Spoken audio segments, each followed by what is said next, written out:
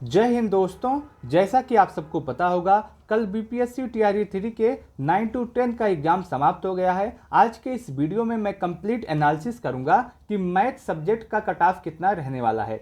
उसके साथ साथ यह भी बात करूंगा कि मैथ से कितने पदों पे वैकेंसी आई है, कितने बच्चों ने आवेदन किया है, पेपर का लेवल क्या था, कौन से सेक्शन ने बच्चों को ज़्यादा परेशान किया, और उसके साथ साथ आपका सेफ स्कोर या एक्सपेक्टेड कट ऑफ कितना रहने वाला है। तो आज के इस वीडियो में मैथ विषय के विषय में बात करूंगा कि आपका कट ऑफ क्या रहेगा। अगर हम देखें, आपका जो इस बार टोटल पदों पे वैकेंसी आई थी उसकी संख्या 16,970 थी, और जिसके लिए जो बच्चों ने आवेदन किया था उनकी संख्या 1,44,735 थी। और उसके साथ साथ पर सीट कंपटीशन जो आपका 8.52 था। ये आपका जो है ये पूरा ओवरऑल है, लेकिन हम बात करेंगे आज के वीडियो में मैथ के विषय में। तो सबसे पहले हम देखते हैं कि मैथ के अंतर्गत कितने पदों पे वैकेंसी आई है। अगर हम बात करें गणित के विषय में तो आप देखेंगे कि 2030 पदों पे इस बार वैकेंसी आई है मैथ के लिए। और उसके साथ साथ अगर हम पेपर के लेवल की बात करें तो आपका जो पूरा पेपर का लेवल है ये आपका मॉडरेट टू हार्ड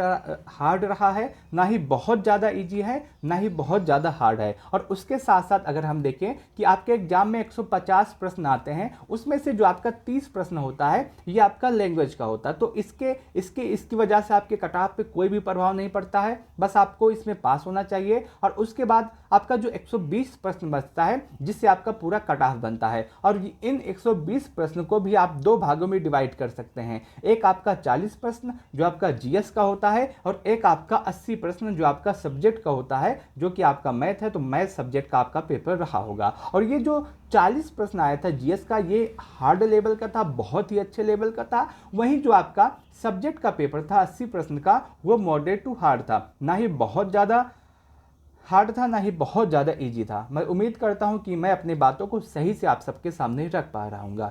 अगर आप चाहें तो इन अपने सभी प्रश्नों को कुछ इस तरह से भी डिवाइड कर सकते हैं। जैसे 100 जो आपका 120 प्रश्न है उसमें से 50 प्रश्न ऐसा था जो इजी था, 30 प्रश्न ऐसा था जो मॉडरेट था, और 40 प्रश्न ऐसा था जो हार्ड था। अब बहुत सारे बच्चे इस 50 प्रश्न को देखने के बाद कह रहे थे कि पेपर बहुत ज़्यादा इजी है, और बहुत सारे बच्चे इन 40 प्रश्न को देखने के बाद कह रहे थे कि पेपर बहुत ज़्यादा हार्ड है। लेकिन ऐसा नहीं था।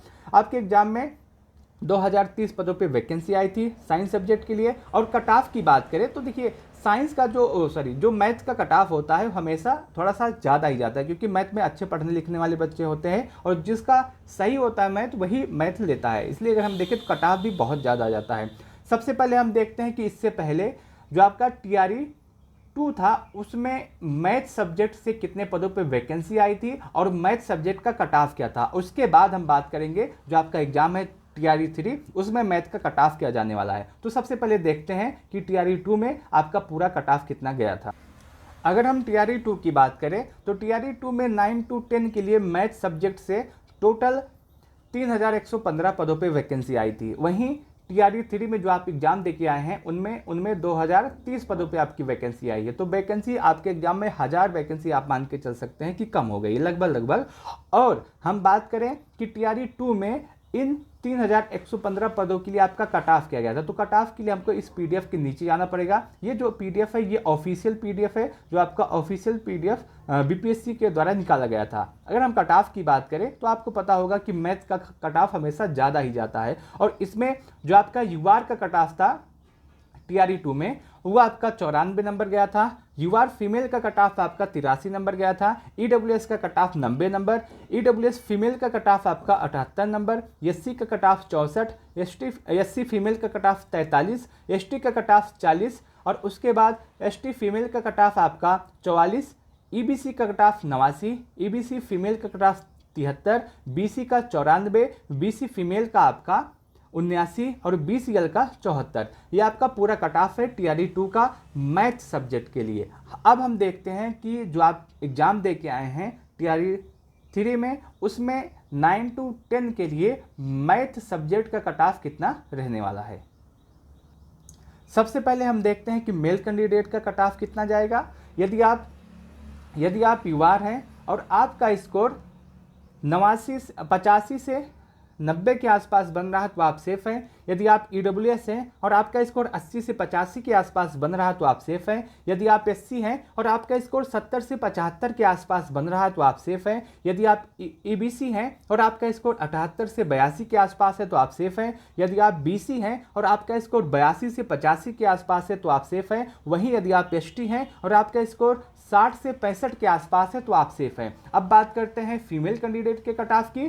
तो यदि आप UR हैं और आपका स्कोर 76 से 80 के आसपास है तो आप सेफ हैं। यदि आप EWS हैं और आपका स्कोर 71 से 75 के आसपास है तो आप सेफ हैं। यदि आप SC हैं और आपका स्कोर 57 से 60 के आसपास है तो आप सेफ हैं। यदि आप EBC हैं और आपका स्कोर 67 से 72 के आसपास है तो आप सेफ हैं। यदि आप BC हैं और आपका स्कोर 71 से 75 के आसपास है तो आप सेफ है। यदि आप ST हैं और आपका स्कोर 55 से 60 के आसपास है तो आप सेफ हैं। देखिए, मैथ सब्जेक्ट से जो आपका कट ऑफ रहने वाला है वो कुछ इसी तरह से रहने वाला है, और यदि आपका स्कोर इतने के आसपास है तो आप अपने आप को पूरी तरह से सेफ मान के चल सकते हैं। उसके साथ साथ यदि आपको यह पूरी एनालिसिस अच्छी लगी हो तो आप इस वीडियो को लाइक कर सकते हैं। अपने दोस्तों के साथ इस वीडियो को शेयर करना न भूलें।